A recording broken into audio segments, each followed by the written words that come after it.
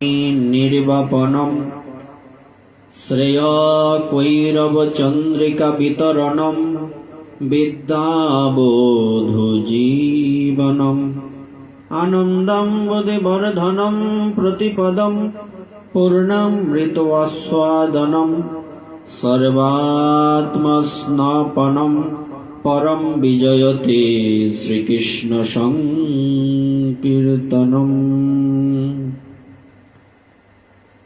पूर्व दिनेर न्याय श्रीकृष्ण चैतन्य महाप्रभुर मुख निसृत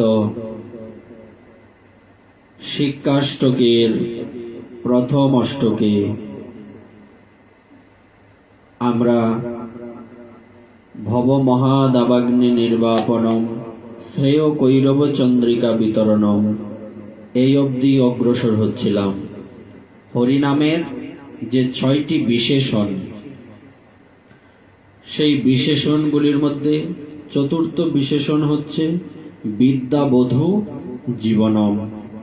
শ্রীকৃষ্ণ নাম সংকীর্তন বিদ্যাবধূর প্রাণস্বরূপ। বিদ্যা কাকে বলে? দর্শন শাস্ত্রে সাংখ্যযোগ জড় ও চেতনের বিবেক, অষ্টাঙ্গ যোগ তপস্যা প্রবৃত্তিকে বিদ্যা বলা হলেও সাধারণত বিদ্যা শব্দটি বেদন পর্যায়বাচী। বিদ ধাতুর অর্থ জানা, সুতরাং বিদ্যা শব্দে জ্ঞানকেই বোঝায়। বিদ্যা মানে হচ্ছে জ্ঞান। তবে দর্শন শাস্ত্রে বিদ্যাকে কি বলা হয়েছে? সাংখ্য যোগ তথা জড় ও চেতনের বিবেক। আমরা যে ভগবত গীতার দ্বিতীয় অধ্যায়টা পাই সাংখ্যযোগ, সাংখ্যযোগ অধ্যায়টার মূল বিষয়বস্তু হচ্ছে জড় এবং চেতনের বিবেক। বিষয়টা কিরকম? কোন বিষয়টা আমার ক্ষতিকর, কোন বিষয়টা আমার লাভজনক, এটা যেমন আমরা বিচার করি, তেমনি কোন জিনিসটা বিনাশ হয়ে যাবে, কোন জিনিসটার বিনাশ হবে না, এটা জানা সবচেয়ে বেশি জরুরি। কোনটা আমরা বলছি, কোনটা শ্রেয় কোনটা প্রেয়, এই বিষয়ে আমরা বিস্তারিত বলেছি। তো সাংখ্য যোগের মূল তাৎপর্য হচ্ছে জড় ও চেতনের বিবেক। কোনটা জড় কোনটা চেতন, এটার বুদ্ধি, এটার জ্ঞান, একে বিদ্যা বলে। অষ্টাঙ্গ যোগকেও বিদ্যা বলে, তপস্যাকেও বিদ্যা বলে। আর স্বাভাবিক অবস্থায় বলা হয়েছে বিদ্যা শব্দের অর্থ কি? জ্ঞান। বেদ শব্দের অর্থ কি? জ্ঞান। আমাদের যে গ্রন্থ বেদ, সনাতন ধর্মের সর্বশ্রেষ্ঠ গ্রন্থ এবং প্রাচীন প্রথম ধর্মগ্রন্থের নাম হচ্ছে বেদ। বেদ শব্দের অর্থ তেমনি বিদ্যাও জ্ঞান। এইবার এই যে জ্ঞানের কথা বলা হয়েছে, এই জ্ঞান কি সাধারণ জ্ঞান? যেমন বিজ্ঞান মানে কি? বিজ্ঞান, আমরা বিজ্ঞানের অর্থ পড়িনি। বিজ্ঞান মানে বিশেষ জ্ঞান। তো এখানে যে বিদ্যার কথা বা যে জ্ঞানের কথা বলা হয়েছে, এই জ্ঞান বা সেই বিদ্যা হচ্ছে বিশেষ রূপে যে জ্ঞানটা শাস্ত্রে বর্ণিত আছে, যে এটা হচ্ছে বিশেষ রূপে জ্ঞান, বিশিষ্ট জ্ঞান, অসাধারণ জ্ঞান, সাধারণ জ্ঞান নয়। এজন্য এই জ্ঞান বা বিদ্যা সাধকের সাধন অনুযায়ী নির্বিশেষ ব্রহ্মজ্ঞান এবং সবিশেষ ভগবত জ্ঞান রূপে তাদের চিত্তে আবির্ভূত হয়। এই জ্ঞান আবার দুই প্রকার, একটা নির্বিশেষ ব্রহ্মজ্ঞান, আর একটা হচ্ছে সবিশেষ ভগবত তত্ত্ব জ্ঞান। কিরকম? নির্বিশেষ ব্রহ্মজ্ঞান তো আমরা আগেও পড়েছি, শুনেছি, যেটা হচ্ছে নিরাকার ব্রহ্মের আরাধনা, নির্বিশেষ ব্রহ্মজ্ঞান। আর সবিশেষ আরাধনা হচ্ছে ভগবান রূপে সাকার আর নিরাকার। ব্রহ্মজ্ঞান হচ্ছে নির্বিশেষ ব্রহ্মজ্ঞান হচ্ছে নিরাকার, আর সবিশেষ ভগবত জ্ঞান হচ্ছে সাকার। এই দুই রূপে প্রকাশিত হয়। নির্বিশেষ ব্রহ্মজ্ঞান নিস্তরঙ্গ সিন্ধুর ন্যায় বৈচিত্র্য শূন্য এবং সবিশেষ ভগবত জ্ঞান তরঙ্গ সমাকুল সিন্ধুর ন্যায় নানা বৈচিত্র্যে পূর্ণ। আচ্ছা, যদি দেখা যায় কোনো জায়গায় সমুদ্র আছে কিন্তু সেই সমুদ্রে কোনো ঢেউ নেই, মৃত সাগর আছে না, বলে মৃত সাগর, যেখানে মানুষ ভাসে, ডুবে না। ইসরায়েল নামে একটা রাষ্ট্র আছে জানেন, এখানে ওই মৃত সাগর আছে, যেখানে জলের উপরে আপনি এই জলের মধ্যে আপনার কিছুই লাগবে না, আপনার শরীর ভাসতে থাকবে, জলে মানুষ কোনো প্রাণী ডুবে না, মৃত সাগর। তো নির্বিশেষ ব্রহ্মজ্ঞানটা হচ্ছে তরঙ্গবিহীন সমুদ্রের মতো, ঢেউ নাই, একদম শান্ত। আচ্ছা, কোন সমুদ্রের সাথে শান্ত শব্দটা যায় কি? সমুদ্র থাকবে উত্তাল, তো যেমনি করে সমুদ্রের সাথে শান্ত শব্দটা কোনোভাবেই মানায় না, তেমনি ওই নির্বিশেষ ব্রহ্মজ্ঞানটা, মানে আমাদের ভাষায় যদি বলি রসকস ছাড়া আর কি, কোনো শুষ্ক রসকস নাই, মনে আছে না, তোর কথা কি যে পথ, মুখের মধ্যে রসও নাই। তো নির্বিশেষ ব্রহ্মজ্ঞানটা কি? রস শূন্য জ্ঞান। আর সবিশেষ ভগবত জ্ঞানটা হচ্ছে তরঙ্গের মতো। আচ্ছা, তরঙ্গ কেন বলা হলো? এখানে রস শব্দের উচ্চারণ করা হতো, রস বৈশ এইসব শব্দ উচ্চারণ করতে পারতেন, এটা কেন বলা হলো না?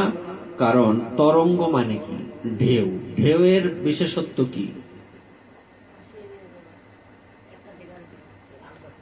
ভগবানের সেবা যারা করেন তাদের হৃদয়ে কি হয়? তাদের হৃদয়ের মধ্যে প্রেমের তরঙ্গ হয়।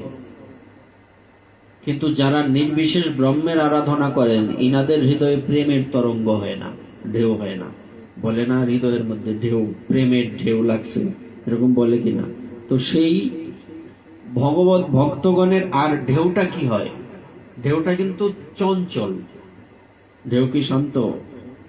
তো ভগবত ভক্তের হৃদয়টাও চঞ্চল। এই চঞ্চল আবার ওই যে স্বাভাবিক চঞ্চলতা নয়।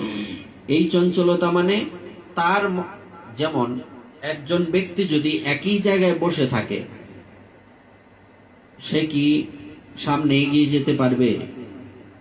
যে মানে যার স্পিড আছে, যাকে আমরা বলি স্মার্ট, বলি না কি বই তাহে লড়ে চড়ে না, এটা কোন স্মার্ট এসব শব্দ উচ্চারণ করি। তো স্পিড যার মধ্যে আছে সে তাকে চঞ্চলের মতো লাগে না? সে মানে যে চোখের পলকে কাজ শেষ করে ফেলছে, এত সুন্দর কাজ, এত স্পিড, সে একদম স্মার্ট ভাবে কাজটা করে ফেললো, বলে কিনা এরকম কথাটা। তো যারা ভগবত ভক্ত তাদের হৃদয়ে এইরকম স্মার্টনেস থাকবে এবং নিত্য নতুন ভাবনা থাকবে। একই রকম চলছে গতানুগতিক, প্রতিদিন একই রান্না, একই উল্টা পাল্টা একটু এদিক সেদিক করে রান্না না, কি রান্ধ? একই রান্দা একই রান্দা একই রান্দা, এটা কি কথা? কেন? ভেরিয়েশনের দরকার। এটা বিষয়টা এরকম যে পরিবর্তনের অপেক্ষা। তো একজন শুদ্ধ কৃষ্ণ ভক্তের হৃদয় হচ্ছে সৃজনশীল হৃদয়, মুখস্থ বিদ্যা নাই। দুটো সব বিষয় আমরা পড়ছি, একটা হচ্ছে মুখস্থ বিদ্যা, একটা হচ্ছে সৃজনশীলতা। সৃজনশীল মানে কি? তুমি তোমার ভেতর থেকে তৈরি করতে হবে, তোমাকে সৃজনশীলতা, কোনো কিছু তৈরি করার মানসিকতা, নিত্য নতুন, প্রতিনিয়ত নতুন নতুন। যেমন এই একরকম শৃঙ্গার শিখছ, এই একই শৃঙ্গার প্রতিদিন ভগবানকে দেও, এটা ভাল লাগবে? এক এক দিন এক এক রকম শৃঙ্গার, এক এক দিন এক এক রঙের শাড়ি, ড্রেস, যাকে যা পরানো হয়। তো এই রকম ভাবে আমাদের ভেরিয়েশন আনতো। এটা কিসের মতো? তরঙ্গের মতো না, ঢেউয়ের মতো না। তো এইরকম বলা হয়েছে যে কোনো ব্যক্তি যদি অতিরিক্ত শান্ত থাকে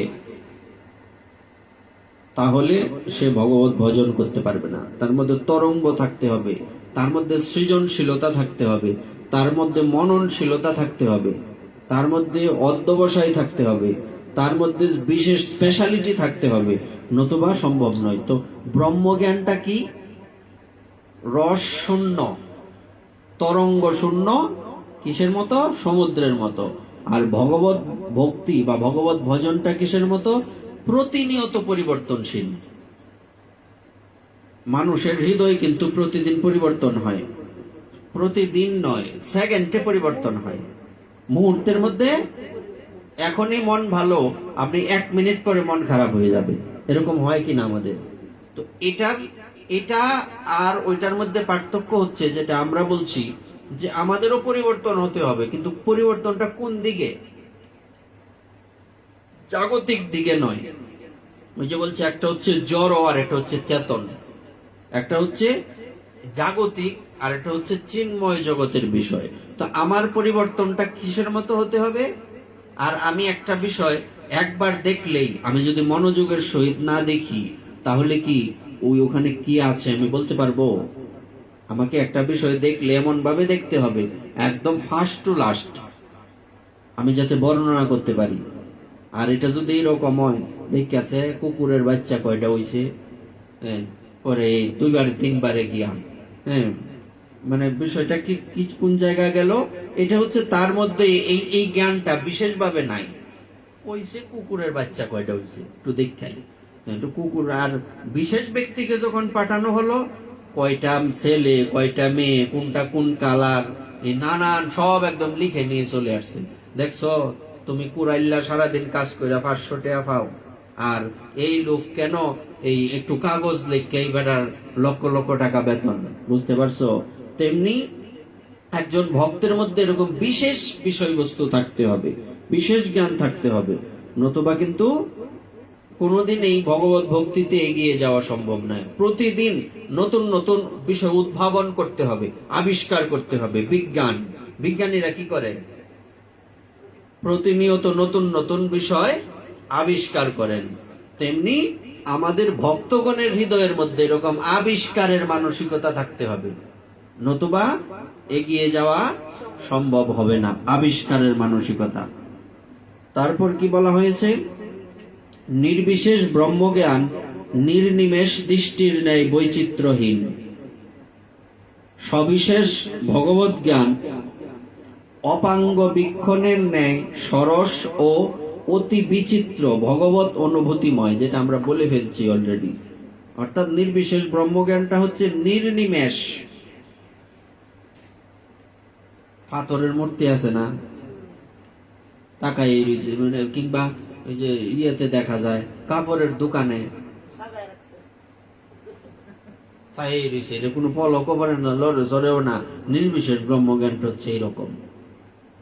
আর সবিশেষ ভগবত জ্ঞানের অনুভূতিটা কিরকম? এখানে বলা হয়েছে সরস, অতি বিচিত্র। বিচিত্র মানে কি? বিচিত্র অর্থ কি বলা হয়েছে? বিচিত্রের ইংরেজি কি জানেন? প্রিন্ট। কয়না প্রিন্টের শাড়ি, এটার বাংলা হলো বিচিত্র রঙের কাপড়। বোঝা গেছে? তো এই প্রিন্টের শাড়ি মানে বিচিত্র রঙের কাপড়, আর একটা কালার না, নানা রকম কালারে পরিপূর্ণ। তো এইরকম ভক্তের হৃদয়টা এরকম ভগবানের নানা রকম কালারে পরিপূর্ণ হতে হবে। কি করলে ভগবান খুশি হবেন, কোন পোশাকটা পরাইলে ভগবান খুশি হবেন, কিভাবে রান্না করলে ভগবানকে খুশি করা যাবে, এই যে একটা ভেরিয়েশন প্রতিনিয়ত চেষ্টা করা, এটা কি নিরস? তার দ্বারা সম্ভব না। এই বসছে দিনের পর দিন, তার দ্বারা এইসব অনুভূতি আসা সম্ভব নয়।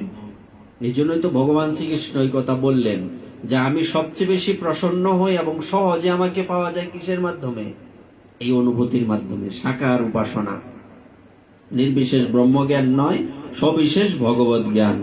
এই উভয়বিধ জ্ঞান ও বিদ্যারূপ বধূর প্রাণস্বরূপ শ্রীকৃষ্ণ নাম সংকীর্তন। নির্বিশেষ ব্রহ্মজ্ঞানীর জ্ঞান সাধনা শ্রীকৃষ্ণ নাম সংকীর্তন ব্যতীত নিষ্প্রাণ। যত জ্ঞান সাধনাই করা হোক, যেখানে নাম সংকীর্তন নেই, ভগবানের নামের ভজন নেই, ওইটা নিষ্প্রাণ। এই ভজনের কোনো কি নেই? ওই যে এই সিদ্ধ করা বীজ, যা কোনোদিন অঙ্কুরিত হবে না, ওই রকম। তো নিষ্প্রাণ, এটার কোনো বাসুসা। ধানের তুষ, এগুলি কি হয় না, কখনোই অঙ্কুরিত হয় না, হঠাৎ একসাথেই তো থাকে। ওটা কি হঠাৎ করে দেখলে আলাদা করা সম্ভব? তুষ আর এই ধান। তেমনি এটা আলাদা করতে পারে কারা? বুদ্ধিমান। বুদ্ধিমান ব্যক্তি আলাদা করতে পারে। কারণ ভক্তি বিনা কোন সাধন দিতে নারে ফল, সব ফল দেয় ভক্তি স্বতন্ত্র প্রবল। আপনি যে কোনো কর্ম করেন, এই কর্মের মধ্যে যদি ভক্তিযুক্ত না থাকে, দম্ভ সহকারে আপনি কোনো কর্ম করলেন, কিংবা লোককে দেখানোর জন্য কোনো কর্ম করলেন, এর মধ্যে কোনো ভক্তি নেই, ভালোবাসা নেই, রস নেই। যেখানে রস নেই এখানে গোবিন্দ নেই। অন্য কেউ থাকলে থাকতে পারে। আমাদের আরাধ্যকে মহাপ্রভু গোবিন্দ, তাই তো? তত্ত্ব তো একই, কিন্তু যেহেতু দুটো লীলা আমরা স্মরণ করি, নবদ্বীপ বৃন্দাবন, তাই দুজনের নাম বলছি। তো মহাপ্রভুর সামনে আপনি যাবেন, যদি কোনো আপনার মধ্যে রস না থাকে, তাহলে মহাপ্রভুর যোগ্য না আপনি। গোবিন্দের সেবা করবেন, আপনার মধ্যে যদি রস না থাকে। আচ্ছা, গোপিনীগণের কি স্পেশালিটি ছিল? গোপীগণের বিশেষত্ব কি ছিল? লেখাপড়া ছিল? গ্রামের সহজ সরল বালিকা, কিংবা এই আগে তো কম বয়সে বিয়ে হতো, আর বিয়ে হয়ে গেলে সে আর মেয়ে থাকে না, সে কি হয়, বা কি বলে, এই আমাদের গ্রাম্য ভাষায় বললে বলছে কি, তখন আর সেরিতা হয় না, তখন বেটি হয়ে যাগা। তো বিষয়টা হচ্ছে এরকম। তো ওই মেয়েগুলির মূলত তো তারা মেয়ে, আগের দিনে কম বয়সে বিয়ে হতো, কিন্তু যেহেতু বিয়ে হয়ে গেছে এই জন্য অন্যের ঘরণী, কিন্তু মূলত বয়স তো কম, তাই নয় কি? তো তাদের কি ছিল? ভালো পোশাক ছিল না, ভালো একটা বিছানা ছিল না, ভালো মানে কোনো বিদ্যা বুদ্ধি জ্ঞান কিছুই ছিল না। জাগতিক যে পাণ্ডিত্য, এগুলি ছিল কি? কি ছিল তাদের মধ্যে? তাদের মধ্যে সরলতা ছিল। আর কি ছিল? অহংকার ছিল না। আর কি ছিল? ভালোবাসার যে, প্রেমের যে রস, এটা ছিল। ভগবান কিসে বশ?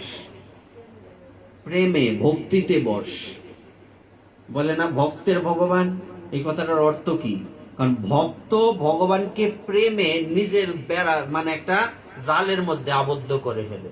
এই জন্য ভক্তের কাছে ভগবান বশ। ভক্ত ভগবানের বশ, ভগবান ভক্তের বশ। একে অপরের পরিপূরক, দুইয়ের মধ্যে ভিন্নতা নেই। বলবার অর্থ হচ্ছে, ভক্তি বিনা কোনো সাধন দিতে নারে ফল। ভক্তি ছাড়া কোনো সাধনায় ফল দান করবে না, করতে পারবে না। সব ফল দেয় ভক্তি স্বতন্ত্র প্রবল। সমস্ত প্রকার ফল একমাত্র কে দিতে পারে? ভক্তি। যেমন আমরা একটু আগে বলছি যে এখানে সব ঠিক আছে, কিন্তু বৃন্দা দেবী নাই, তার মানে ভক্তি নাই। ভক্তি দেবী নাই, তে ভক্তি কি মাটি ফাইটটা বাড়িব?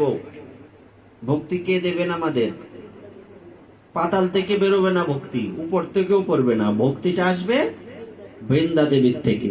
এবং বৃন্দা দেবীর অনেকগুলি দায়িত্ব। উনি হচ্ছে, একে হচ্ছে আপনার ভজনের সাক্ষী, দ্বিতীয় হচ্ছেন ভগবান ওনার মাধ্যমে আপনাকে ভক্তি দান করবেন, আর কোনো মাধ্যম নেই, ওনার মাধ্যমে। ভক্তি দেবী যখন আপনার প্রতি প্রসন্ন হবেন, তখন আপনি ভক্তি লাভ করবেন, তার আগে নয়। ওনার নামই ভক্তি দেবী। মূলধনকে নিয়ে বসে আছেন উনি, তো এই মূলধন কি আর কেউ দিতে পারবে? অন্য কাউকে একটা সূত্রা গাছ না বয়ে দাও, দিতে পারে কিনা? হবে কি, এই গেলেই দেও গাছ, সূত্রা গাছ না, আরো ভালো ভালো আরো অনেক কিছু গাছ আছে, ঔষধি গাছ, পুষ্প ফলে পরিশোভিত গাছ, এগুলি কি ভক্তি দিতে পারবে? সিঙ্গেল একমাত্র তুলসী দেবী ভক্তি দিতে পারবেন। তুলসী কৃষ্ণ প্রেয়সী, হ্যাঁ, ব্রজে রাধা কৃষ্ণ সেবা পাবো এই অভিলাষী। এই অভিলাষটা তোমার কাছে আমি নিবেদন করলাম, বৃন্দাবনের ভক্তিটা যাতে আমি প্রাপ্ত করতে পারি, তবেই আমি বৃন্দাবনে প্রবেশ করে যুগলের সেবা করতে পারবো। এই যে এত কিছু কুঞ্জ সাজানো থেকে শুরু করে এই যে দায়িত্বটা, এটা কার উপরে আছে? বৃন্দা দেবীর উপরে। বৃন্দাবন নামটা কার থেকে হয়েছে তাহলে? আর কোনো কথা আছে? তার নাম এই বৃন্দাবন। কেন বৃন্দাবন? তার নাম অনুসারে বৃন্দাবনের নাম। এই বৃন্দাবনটা মূলত কার আন্ডারে চলে? ইনি যুগমায়া। এই বৃন্দা দেবী যুগমায়া। আলাদা আলাদা হয়, কখনো কখনো বিভিন্ন রূপ ধারণ করেন, কিন্তু এই বৃন্দা দেবী যুগমায়া, এই বৃন্দা দেবী ভক্তি দেবী, ইনি বৃন্দাবনটাকে নিজের কবজায় রাখেন, ইনি পরিচালনা করেন। এজন্যই তো বলা হয়েছে যে আমিও না জানি, না জানে গোপীগণ। গোবিন্দ বলছেন এই যে এখানে যে রসের আস্বাদন হচ্ছে, এটা আমিও জানি না, গোপীগণও জানেন না। এটা কে জানেন? এটা যোগমায়া দেবী জানেন, বৃন্দা দেবী জানেন। উনি সবকিছু পরিচালনা করেন। যেমন আপনি ঝুলন যাত্রা করবেন, ঝুলন যাত্রার ঝুলনটা কার তৈরি? বৃন্দা দেবীর তৈরি। উনি তো পরিচালনা করেন এই এরিয়াটা। সুতরাং বলবার অর্থ হচ্ছে যেখানে ভক্তি নাই সেখানে ভগবানও নাই, যেখানে ভক্তি আছে সেখানে আর কিছু না থাকুক, ভগবান অবশ্যই থাকবেন। সেটা যে কোনো জায়গা থাকতে পারে। এটা নদীর পার হইতে পারে, এটা আপনার বিল্ডিং ঘর হইতে পারে, এটা আপনার ভাঙ্গা ঘর হইতে পারে, এটা বৃন্দাবন হইতে পারে, এটা আমেরিকা হইতে পারে, এটা কানাডা হইতে পারে, যে কোনো জায়গা হইতে পারে। যেখানে ভক্তি দেবী আছেন সেখানে ভগবান আছেন, যেখানে ভক্তি দেবী নাই সেখানে ভগবানের টিকিটার সন্ধান পাওয়া সম্ভব নয়। শ্রীমৎ ভাগবত বলেন, সা বিদ্যা তন্মতিরিয়য়া, যদ্বারা ভগবৎ পাদপদ্মে মতি বা বুদ্ধির নিশ্চলা স্থিতি লাভ হয়, তাই বা ভক্তি যথার্থ বিদ্যা। তাহলে বিদ্যা, প্রকৃত বিদ্যা মানে কি? ভক্তিটাই হচ্ছে প্রকৃত বিদ্যা। তাহলে বিদ্যা বোঝাইতে এত কথা বলতে হয়েছে। তা আমরা কি বুঝলাম? বিদ্যা মানে জ্ঞান। এই জ্ঞান, প্রকৃত জ্ঞান মানে কি? ভক্তি। ভক্তি ছাড়া জ্ঞানের কোনো ভিত্তি নাই। এই জ্ঞান দিয়ে তুমি কি করবা? ওই শুষ্ক জ্ঞান, গিলতে হতে পারতা না, গলার মধ্যে আটকে পড়বো। সুতরাং আমাদের আগে রসযুক্ত জ্ঞান, ভক্তিযুক্ত জ্ঞান কেউ আমাদের কি করতে হবে? অনুসন্ধান করতে হবে, কোথায় পাওয়া যায়। এ বিদ্যা বা ভক্তিকে বধূর সঙ্গে দৃষ্টান্ত দেওয়ার তাৎপর্য এই যে, বধূ যেমন কোমল স্বভাবা, ঘরের নতুন বউ, তার স্বভাবটা কেমন থাকে? কোমল স্বভাবা, স্নিগ্ধা, সেবা পরায়ণা, মধুর হাস্যময়ী। তখন কিন্তু নতুন বউর হাসি কিন্তু মধুর, আর দিন যাইতে থাকে, পুরান হইতে থাকে, আর হাসি ওই জায়গা কর্কশ। তখন প্রথমে এটা একটু বলি, যদিও প্রসঙ্গ না, বলার জন্য বলা। এই প্রথমে নতুন বউ যখন আসে, একদম ঘুমটাটা দিয়া শাশুড়ির এনে অন্যের থালাটা দিয়া প্রণাম করে, পরে কয়দিন পরে চুলো ধরে লুটকে থাকে। বলবার অর্থ হচ্ছে এই, এখানে কিন্তু বধূ বলা হয়নি, ঘরের স্ত্রী বলা হয়নি, নতুন বধূর কথা বলছে। এটা দিয়ে আমাদের অনেকগুলি মেসেজ দেওয়া হচ্ছে। একজন প্রকৃত নারী সব সময় নতুন বউর মতোই থাকবো, এটা হচ্ছে মদ্দা কথা। নতুন বউ যেমন কোমল স্বভাবা, স্নিগ্ধা, সেবা পরায়ণা, তেমনি প্রত্যেকটা রমণীর এই ভাবনাটা থাকবে। এটা ভগবত সেবা নাইলে হবে না। শুধু রমণী বলতে বেরি না, রমণী বলতে প্রত্যেকটা জীবেই রমণী। নারী, সবাই নারী না। এখন কারো মনের মধ্যে যদি পুরুষ ভাবনা থাকে, সে কোনোদিন সেবা করতে পারবে না, কোনোদিন সম্ভব না। যখন কারো মধ্যে ওই নারীর ভাবনা আসবে, তখনই সে ভগবত সেবার অধিকারী। নারীর ভাবনা মানে এই না যে নারীরার মতো পোশাক পরা, নারীরার মতো চলা আছে না, এরকম অনেকে চলে, এইটা না। ভাবনাটা, ভিতরের ভাবনাটা থাকবে যে আমি একমাত্র কৃষ্ণই পুরুষ, আর বাকি সব প্রকৃতি, মানে নারী। তো এই বিষয়টা আগে মাথায় রাখতে হবে। বিদ্যাবধূর জীবন কেন না, নববধূ যেমন কোমল স্বভাবা, স্নিগ্ধা, সেবা পরায়ণা, মধুর হাস্যময়ী, কথাই বলে নববধূ অমৃত সমান। তার সবকিছু স্নিগ্ধ, অমৃত, তার কথাও অমৃত। নতুন বউ কেমনে কথা, তোমরা তো নতুন বউ আসলা, কেমনে কথা কইতা, বাবারি বাবা, মানে কাক ফকিও টের পায় না। হ্যাঁ, তো এই জন্য বলছে তার সবকিছু অমৃত, কথা অমৃত, চলে কত সুন্দর। কদিন পরে এমন চলা চলে, শৈল আর কাপড়ই তাই না। আচ্ছা যা, এই জিনিসগুলি কিন্তু মারাত্মক। তখন নববধূ যেন সবার দৃষ্টিতে অমৃতের ন্যায় মধুরা, তদ্রূপ ভক্তিও সর্বদা মধুরাদপি মধুর স্বভাবা। ভক্তিটাও এরকম নববধূর মতো। হ্যাঁ, প্রাণ থাকলেই সব শোভা পায়, প্রাণ না থাকলে যেমন সবই ব্যর্থ। আচ্ছা, অনেক সুন্দর একটা লোক, সে পুরুষ হতে পারে, নারী হতে পারে, সে নিষ্প্রাণ মারা গেছে, তার কোনো মূল্য আছে কি? মূল্য নেই। অথচ কালো দেখতে কিন্তু জীবিত আছে, তার মূল্য আছে, কারণ সে কোনো না কোনো দিকে তার একটা বিশেষ যোগ্যতা আছে।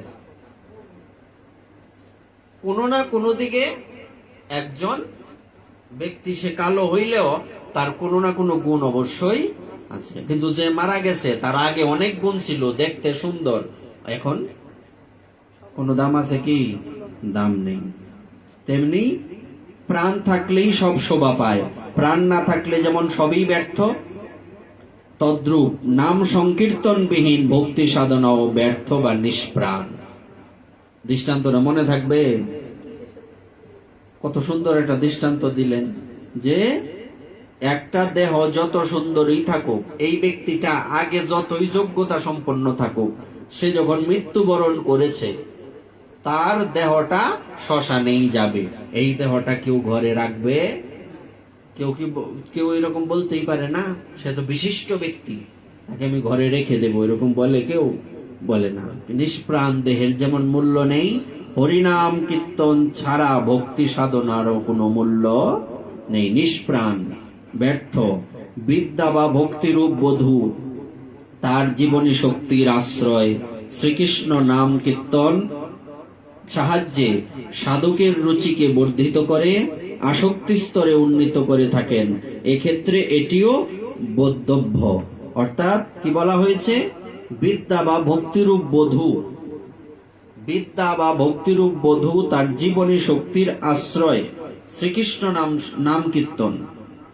তো বিদ্যা বধূর দেখতে সুন্দর, তার চলন বলন আগে ভালো ছিল, হঠাৎ সে মারা গেল, তার এই গুণগুলির আর এখন কোনো বিশেষত্ব আছে? তবে গুণের একটা বিশেষত্ব থাকে, সে মারা গেলে বলবে লোক সে ভালো ছিল, কিন্তু এই গুণগুলি তো এখন কোনো কাজে আসবে না, তার সে কিছু করতে পারবে না। তেমনি বলছে ভক্তিরূপ বধূ তার জীবনী শক্তির আশ্রয় শ্রীকৃষ্ণ নাম সংকীর্তন। এই বধূর আশ্রয় কি? ভক্তিটাকে কিসের সাথে তুলনা করা হয়েছে? নববধূর সাথে। সে নববধূরূপী ভক্তি, তার জীবনী শক্তি কি? ভক্তির জীবনী শক্তি কি? হরিনাম। বুঝা যায় না কথাগুলি? নববধূর জীবনী শক্তি কি? তার আচার আচরণ, চাল চলন, স্নিগ্ধতা, সেবা পরায়ণতা, হ্যাঁ, ইত্যাদি। তেমনি ভক্তিরূপী যে নববধূ, তার জীবনী শক্তি কি? হরিনাম। আর এই হরিনামের সাহায্যে সাধকের রুচি বর্ধিত হয়। আচ্ছা, কারো যদি মুখে রুচি না থাকে, সে কি করে? রুচি বাড়ানোর জন্য তখন তার কিছু করা উচিত, করে না? তখন সে রুচি বাড়ানোর জন্য নানা রকম ওষুধ সেবা করে। তো আমার ভক্তিতে রুচি আনার জন্য আমার একমাত্র মাধ্যম কি? রুচির ওষুধ কি? হরিনাম। রুচির ওষুধ কি? হরিনাম। ভবর শুধু রুচির ওষুধ না, একটা দিয়ে বুঝাইলাম আর কি, যে প্রসঙ্গটা নিয়ে কথা হচ্ছে সেটাই বললাম। অথচ বলছে ভবরোগের মহৌষধি হরিনামধন। ভবরোগের মহা ঔষধ হচ্ছে হরিনাম। এর থেকে আর কিছু এমন থাকতে পারে না যা সর্বশ্রেষ্ঠ। এমন কি ভগবানের থেকেও বেশি গুরুত্বপূর্ণ, ভগবানের যতটুকু আদর তার থেকে বেশি আদর থাকবে হরিনামের উপরে, এবং হরিনামের প্রতি যতটুকু আদর তার থেকে বেশি আদর থাকবে সাধুদের উপরে, গুরুদেবের উপরে। সবকিছুর একটা কি ক্রমানুসার ক্রমবিন্যাস আছে, যে কিরকম ওই যে এই কার থেকে কাকে বেশি ভালোবাসতে হবে। তুমি যদি রাজার মন জয় করতে চাও, তখন তোমাকে কিছু এরকম পলিসি বের করতে হবে, এরকম কিছু মানে বুদ্ধি বের করতে হবে যে এই কাজগুলি করলে আমাদের মহারাজ প্রসন্ন হবেন। তো ভগবান কিসে প্রসন্ন? যদি কেউ হরি নামের, ভগবানের নামের আশ্রয় করে। এবং নাম কিভাবে আপনার মধ্যে কাজ করবে? একাকী আমার নাহি পায় বল, কার কৃপায়? সাধু কৃপায়। একমাত্র সাধু কৃপাতে নাম আপনার মধ্যে ক্রিয়া করবে। তাহলে ভগবানের উপরে হরিনাম, হরিনামের উপরে সাধু গুরুদেব, তাই তো? তারপরে আর উপরে বলতে আর কিছু হয় না। তো আমাদের আগে মাথায় রাখতে হবে, আমাদের লক্ষ্য হচ্ছেন ভগবান। তো ভগবানকে পেতে গেলে তার থেকে বেশি গুরুত্ব দিতে হবে হরিনামকে। আবার হরিনামের প্রতি রুচি আনতে গেলে তার থেকে, হরিনামের থেকে বেশি গুরুত্ব দিতে হবে গুরুদেবকে। হিসাব বরাবর। কথাগুলি কিন্তু মনে রাখার মতো, মনে রাখতে হবে। বলছে আমাদের টার্গেটকে ভগবান। তো ভগবানকে যদি আমি প্রসন্ন করতে চাই, তা আমার কিসের প্রতি মনোযোগী হতে হবে? হরিনামের প্রতি। আর হরিনামের প্রতি ভক্তি আনতে গেলে আমাদের কি করতে হবে? হরিনাম, আমার হরিনামে আমার যে প্রেম আসবে, কি করলে আসবে? হরিনামকে কি করে প্রসন্ন করা যাবে? গুরুদেবকে প্রসন্ন করলে। গুরুদেবের কৃপায় হরিনাম হৃদয়ে জাগ্রত হবে। হরিনামকে আশ্রয় করলে ভগবান কৃপা করবে। আর এই তিনটাকে, আচ্ছা, একটা আপনি তিনটা পুষ্প নিয়ে আসলেন, মালা হলো কি? মালা করতে গেলে কি লাগবে? তিনটা ফুল দিয়ে মালা হইতে পারে, ধরেন হবে, 10টা 20টা ফুল নিয়ে আসলেন, এটা মালা হবে। কিন্তু এর মধ্যে কি লাগবে? সূত্র লাগবে। আগে তো সুই ছিল না, শক্ত কিছু ইয়ে দিয়ে, মানে অনেক কিছু ব্যাপার আছে। মুখ্য হচ্ছে সুতা। সুতা ছাড়া পুষ্পগুলি একসাথে মালার মতো হবে না। তো আমি আপনি যে কথাগুলি বলছি, গুরু কৃপায় হরিনাম, হরিনামের কৃপায় ভগবান, এই তিনটাকে যে সুতাটা দিয়ে যুক্ত করবেন, ওটা হচ্ছে ভক্তি। বোঝা যায় তো কথাগুলি? ভক্তিটা কোন জায়গায়? তাহলে এই তিনেরও কোনো ভিত্তি নেই যদি আমার ভক্তি না থাকে। কারণ ভগবান আমার সামনে বসলি কি, আমি যদি ভগবানকে না চিনি? আমার সামনে একটা বিশাল দামি নীলমণি পরে আছে, আমি যদি নীলমণি না চিনি, তাই পরে থাকলি কি না থাকলি কি, আমার কাছে এটা তো ভ্যালুলেস। তো ভগবান হোক, গুরুদেব হোক, আর হরিনাম হোক, একটাও আমার কাছে মানে মূল্য পাবে না, একদম এগুলি ভ্যালুলেস, মূল্যহীন, যদি ভক্তি না থাকে। একমাত্র ভক্তিটা যদি আমার মধ্যে থাকে, সেই ভক্তির কৃপাতে, সেই সূত্রের মাধ্যমে, কয় না যে তাকে পাওয়ার জন্য সে কোথায় লুকিয়ে আছে, ওই সূত্রটা পাইছি, বলে না এরকম? এই সূত্রটা হচ্ছে ভক্তি। তাহলে আমরা 4টে জিনিস পেলাম বিশেষ। কি? গুরুদেব। তো গুরুদেবের কৃপায় কি হয়? গুরুদেবের কৃপায় ভক্তি লাভ হয় নাকি? তো ভক্তি লাভ হলে হরিনামের প্রতি রুচি আসে, তাই তো? ভক্তি আগে পরে সব জায়গায় আছেন, আমি একটু শুধু বোঝানোর জন্য একবার বলছি। তারপর হরিনামে যখন রুচি আসে, তখন ভগবান প্রসন্ন হন, ভগবানকে পাওয়া যায়। এই 4টি জিনিস স্পেশাল। এই 4-এর মধ্যে কোনো পার্থক্য নেই। ভক্তি দেবী, গুরুদেব, হরিনাম, ভগবান। চতুর নাম বপু এক। নাম 4টা আলাদা আলাদা, কিন্তু মূলত এই 4-এর মধ্যে কোনো পার্থক্য। চতুর নাম বপু এক, ইনকে চরণ বন্ধন কিয়ে নাশত বিঘ্ন অনেক। এই 4টি বিষয়েই আমাদের হার্দ। যদি বলা হয়ে থাকে যে সহজে বলো তো তোমার ভজনটা কিসের মধ্যে আছে, তোমার সূত্রগুলি কি, তখন এই 4টি নাম আসবে। গুরুদেব, গুরুদেব বলতে শুধু গুরুদেব না, সাধু গুরু বৈষ্ণব, তত্ত্ব এক। গুরুদেব, ভক্তি দেবী, হরিনাম, ভগবান।